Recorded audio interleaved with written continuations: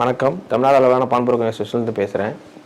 நான் கடந்த 7-8 வருடங்களாக பான் புரோக்கிங் தொழில் பண்ணிட்டு வந்துட்டுருக்கேன்.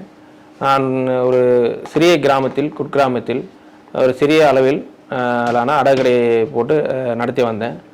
அப்போ தான் எனக்கு வந்து இந்த மாதிரி தமிழ்நாடு அளவிலான பான் புரோக்கிங் அசோசியேஷன் ஒரு இருக்குதுன்னு தெரிய வந்தது.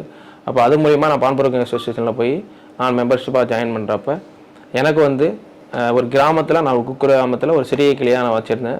அதில் வந்து இன்றைக்கி நான் தமிழ்நாடு லெவலில் ஒரு 8 பிரான்ச்சு நான் புதுசாக போட்டு பெரிய டிஸ்ட்ரிக்டில் நல்லா பெரிய கிளையாக போட்டு பெரிய லெவலில் நான் பான் புரோக்கிங் பிஸ்னஸ் பண்ணிகிட்ருக்கேன்.